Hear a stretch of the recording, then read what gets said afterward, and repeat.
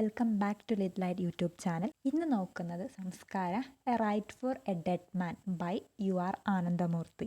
ആനന്ദമൂർത്തി ഒരു contemporary writer ആണ്, Kannada language ക്രിട്ടിക്കാണ്. അദ്ദേഹം നവ്യ മൂവ്മെന്റിന്റെ ഒരു പൈനിയേഴ്സിൽ പെട്ടിട്ടുള്ള ഒരാളാണ്. അദ്ദേഹത്തിന് പത്മഭൂഷൺ അവാർഡും ലഭിച്ചിട്ടുണ്ട്.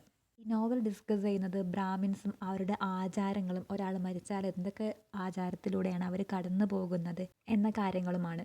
നോവലിൻ്റെ സെൻട്രൽ തീമായി വരുന്നത് നാരണപ്പ എന്ന വ്യക്തിയുടെ മരണമാണ്. നാരണപ്പ ഒരു ബ്രാഹ്മിണാണെങ്കിലും ബ്രാഹ്മിൻ രീതികളൊന്നും ഫോളോ ചെയ്യുന്ന ഒരാളല്ല. അയാൾ ഒരു ലോവർ കാസ്റ്റിലുള്ള പ്രോസ്റ്റിറ്റ്യൂട്ടിനെ അഗ്രഹാരത്തിലേക്ക് കൊണ്ടുവരികയും അവളുടെ കൂടെയാണ് ജീവിക്കുന്നതും ചെയ്യുന്നത്. അദ്ദേഹം അദ്ദേഹത്തിൻ്റെ മുസ്ലിം ഫ്രണ്ട്സിനെ വീട്ടിലേക്ക് ക്ഷണിക്കുകയും അവിടുന്ന് മദ്യം കുടിക്കുകയും അതുപോലെ തന്നെ നോൺ വെജിറ്റേറിയൻ ഫുഡൊക്കെ അഗ്രഹാരത്തിലേക്ക് കൊണ്ടുവന്ന് ബാക്കിയുള്ള ബ്രാഹ്മിൻസിനെ ഇൻസൾട്ട് ചെയ്യുകയും ചെയ്യായിരുന്നു. നമ്മൾ ഓൾറെഡി പറഞ്ഞു, നാരണപ്പ ഒരിക്കലും ഒരു ബ്രാഹ്മിൻസിൻ്റെ രീതികൾ പുലർത്തുന്ന ഒരാളല്ല. അദ്ദേഹം അതൊക്കെ വയലേറ്റ് ചെയ്തിട്ടുള്ള ആളാണ്. അതിനാൽ തന്നെ അദ്ദേഹത്തിൻ്റെ ക്രിമേഷനുമായി ബന്ധപ്പെട്ട കാര്യത്തിൽ ബാക്കിയുള്ള ബ്രാഹ്മിൻസിന് സംശയം വരുന്നു. ഇത്തരത്തിലുള്ള ഒരാളെ ബ്രാഹ്മിൻസിൻ്റെ രീതിയിൽ അടക്കി മറ്റു ബ്രാഹ്മിൻസിനെ അവരുടെ മതത്തിൽ നിന്ന് പുറത്താക്കുക എന്നുള്ള കാര്യത്തിൽ അവർക്ക് സംശയമുണ്ട്. പക്ഷേ അവർക്ക് ഈ ക്രിമേഷൻ പെട്ടെന്ന് തന്നെ നടത്തും വേണം. കാരണം അവരുടെ കൂട്ടത്തിൽ നിന്ന് ഒരാൾ മരിക്കുകയാണെങ്കിൽ അദ്ദേഹത്തെ ദഹിപ്പിക്കാതെ ഇവർക്ക് ഭക്ഷണമോ മറ്റു പാനീയങ്ങളോ ഒന്നും കുടിക്കാൻ പറ്റില്ല. അവർക്ക് ഈ കാര്യത്തിലൊന്നും ഡിസൈഡ് ചെയ്യാൻ കഴിയുന്നില്ല. അങ്ങനെ ഈ പ്രശ്നം പ്രാണേശാചാര്യയുടെ അടുക്കലെത്തുന്നു. ഈ നോവലിലെ മെയിൻ ക്യാരക്ടറാണ് പ്രാണേശാചാര്യ. ദുർവാസപൂര എന്ന അഗ്രഹാരത്തിൻ്റെ ലീഡറാണ് അദ്ദേഹം. അദ്ദേഹത്തിന് 30കളോട് അടുത്തിരിക്കുന്നുണ്ട്. സാംസ്കൃത സ്കോളറാണ്. റിലീജിയസ് കാര്യങ്ങളിലൊക്കെ നല്ല അറിവുള്ള ഒരാളാണ്. വേദാസൊക്കെ പഠിച്ചിട്ടുള്ള ഒരു പണ്ഡിതനാണ് അദ്ദേഹം. പ്രാണേശാചാര്യ വിവാഹം കഴിച്ചിട്ടുള്ളത് ഭഗീരഥി എന്ന സ്ത്രീയാണ്. അവർ പാരലൈസ്ഡ് ആയിട്ടുള്ള ഒരു വ്യക്തിയാണ്. ഇത്തരത്തിലുള്ള ഒരു മാരേജിൻ്റെ ഉദ്ദേശം തന്നെ എന്നും രാവിലെ ആചാര്യ വൈഫിനെ കുളിപ്പിക്കുകയും ശേഷം ഭക്ഷണം കൊടുക്കുകയും ചെയ്തതിനു ശേഷം മാത്രമേ അദ്ദേഹം എന്തെങ്കിലും ഭക്ഷണം കഴിക്കുകയായിരുന്നുള്ളൂ. സോ ഇനി നോവലിലേക്ക് നോക്കാം. ഇവരുടെ അഗ്രഹാരത്തിൽ നാരണപ്പ എന്ന വ്യക്തിയുടെ മരണം വല്ലാത്തൊരു പ്രതിസന്ധിയിലാണ് ഇവരെ എത്തിച്ചത്. അവർ ആചാര്യനെ പോയി കാണുകയും സൊല്യൂഷൻ ചോദിക്കുകയും ചെയ്തു. ഈ സിറ്റുവേഷന് ഇനിയൊരു പരിഹാരം കാണാൻ ആചാര്യക്ക് മാത്രമേ പറ്റുള്ളൂ. അദ്ദേഹം Manu and other holy books ഒക്കെ റെഫർ ചെയ്യുന്നുണ്ട്. പക്ഷേ അദ്ദേഹത്തിന് ഒരു പ്രോപ്പർ ആയിട്ടുള്ള ഡിസിഷൻ അതിലൊന്നും കണ്ടുപിടിക്കാൻ പറ്റുന്നില്ല. നാരണപ്പയുടെ കൂടെ താമസിക്കുന്ന ആ സ്ത്രീ ഇവരെ കാണാൻ വരികയും അവളുടെ കയ്യിലുള്ള ഗോൾഡ് എല്ലാം അവിടെ കൊടുക്കുകയും ചെയ്യുന്നു. ക്രിമേഷന് വേണ്ടിയിട്ടുള്ള എക്സ്പെൻസ് ഒക്കെ മീറ്റ് ചെയ്യാൻ വേണ്ടിയിട്ടായിരുന്നു ഇത്. ഈ ഗോൾഡ് എല്ലാം കാണുന്ന സമയത്ത് അഗ്രഹാരത്തിലെ ബ്രാഹ്മിൻസ് എല്ലാവരും കൂടി ഗ്രീഡി ആവുന്നുണ്ട്. അവർക്ക് പെട്ടെന്ന് തന്നെ ഈ ക്രിമേഷൻ നടത്താം. ചന്ദ്രയുടെ ഈ ആക്ട് സിറ്റുവേഷൻ വീണ്ടും കോംപ്ലിക്കേറ്റഡ് ആക്കുന്നു. അതുകൊണ്ട് തന്നെ പെട്ടെന്നൊരു സൊല്യൂഷൻ കണ്ടുപിടിക്കാൻ ആചാര്യ നിർബന്ധിതനാവുന്നുണ്ട്. ആചാര്യ ഒരു സൊല്യൂഷന് വേണ്ടി ഹനുമാൻ ടെമ്പിളിലേക്ക് പോകുന്നു.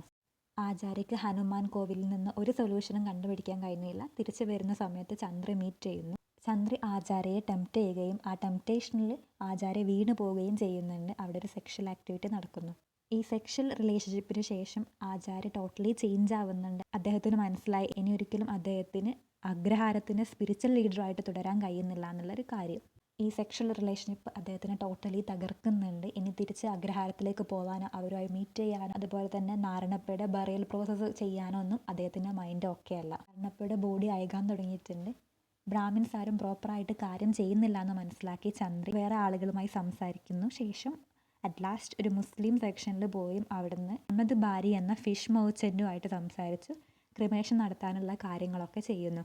അവർ രഹസ്യമായിട്ട് ക്രിമേഷൻ നടത്തുകയും ചെയ്യുന്നു. ചന്ദ്രയായിട്ടുള്ളൊരു റിലേഷൻഷിപ്പിന് ശേഷം അദ്ദേഹത്തിൻ്റെ ഭാര്യനെ കുളിപ്പിക്കുന്നുണ്ട്. ബ്യൂട്ടി ആൻഡ് അഗ്ലിനെസ് എന്നൊരു കമ്പാരിസൺ അദ്ദേഹത്തിൻ്റെ മൈൻഡിൽ വരുന്നുണ്ട്. ആ സമയം മുതൽ അയാളാകെ ഡിസ്റ്റർബ്ഡ് ആണ്. അദ്ദേഹം സ്വയം തന്നെ വിലയിരുത്താനൊക്കെ സ്റ്റാർട്ട് ചെയ്യുന്നുണ്ട്. അയാളൊരു ലക്ഷ്യബോധമില്ലാതെ അലഞ്ഞു തിരിഞ്ഞ് നടക്കുന്നു. ഇങ്ങനെ അലഞ്ഞു തിരിഞ്ഞ് നടക്കുന്ന സമയത്താണ് ആചാര്യ പുട്ട എന്ന പുതിയ ക്യാരക്ടറിനെ പരിചയപ്പെടുന്നത്. പുട്ട ആചാര്യയായിട്ട് സംസാരിക്കുന്നു.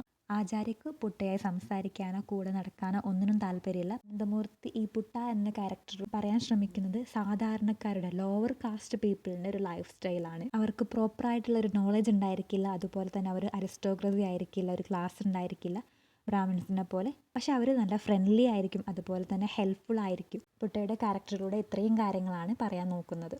ഈ നോവലിലെ സെക്കൻഡ് മോസ്റ്റ് ഇമ്പോർട്ടൻറ്റ് ക്യാരക്ടറാണ് പുട്ട. പക്ഷേ പുട്ടനെ പറ്റിയുള്ള അധിക ഡീറ്റെയിൽസ് ഒന്നും നോവലിസ്റ്റ് പറയുന്നില്ല. പുട്ട മലയര കമ്മ്യൂണിറ്റിയിലുള്ളതാണ്. മലയര കമ്മ്യൂണിറ്റി എന്ന് പറയുന്നത് അവരും ബ്രാഹ്മിൻസിൻ്റെ മക്കൾ തന്നെ ആയിരിക്കും. പക്ഷേ ലോവർ കാസ്റ്റിലെ സ്ത്രീകളിൽ ഉണ്ടായിട്ടുള്ള മക്കളായിരിക്കും. അതിനാലാണ് അവരെ മലയര കമ്മ്യൂണിറ്റി എന്ന് പറയുന്നത്. പിന്നീട് കാണുന്നത് പുട്ടയുടെ കൂടെ മെലീഗ് എന്ന പ്രദേശത്തേക്ക് പോകുന്ന ആചാര്യയാണ്. അവിടെ ഒരു ഫെസ്റ്റിവൽ നടന്നുകൊണ്ടിരിക്കുകയായിരുന്നു. പുട്ട ഓരോ സാധനങ്ങൾ അവൻ്റെ ഫാമിലിയിലേക്ക് വേണ്ടി വാങ്ങുന്നുണ്ട്. പക്ഷേ ആചാര്യ മാറി നിൽക്കുകയാണ് ചെയ്യുന്നത്. അദ്ദേഹം എല്ലാ വേൾഡ്ലി പ്രഷേഴ്സിനെയും ഒരു ബ്രാഹ്മണസത്തിൻ്റെ കണ്ണിലൂടെയാണ് കാണുന്നത്. അതുകൊണ്ട് തന്നെ അതിലൊന്നും എക്സൈറ്റ്മെൻറ്റ് കണ്ടെത്താനോ എൻജോയ്മെൻറ്റിലേക്കൊന്നും എത്താനോ ഒന്നും അദ്ദേഹത്തിന് പറ്റുന്നില്ല. പിന്നീട് അവരൊരു ടെമ്പിളിൽ കയറി ഭക്ഷണത്തിന് ഇരിക്കുന്നുണ്ട്. ആ സമയത്ത് ആചാര്യക്ക് തിരിച്ചു പോകുന്നതിനെ പറ്റിയുള്ള ചിന്ത ഒക്കെ വരുന്നു. അതുകൊണ്ട് തന്നെ പുട്ടനോട് ഒരു എക്സ്ക്യൂസ് പറഞ്ഞ് പെട്ടെന്ന് തന്നെ തിരിച്ച് നാട്ടിലേക്ക് പോകുന്നുണ്ട്. പിന്നീട് ദുർവാസപുരയിലേക്ക് പോകുന്ന ആചാര്യയാണ് കാണിക്കുന്നത്. ഒരു ക്ലിയർ ആയിട്ടുള്ള കൺക്ലൂഷൻ അവിടെ പറയുന്നില്ല. ഇപ്പം കാണുന്ന ആചാര്യയിൽ എന്തൊക്കെയോ ക്യാരക്ടറിൽ ചേഞ്ച് വന്നതായിട്ടൊക്കെ കാണിക്കുന്നുണ്ട്.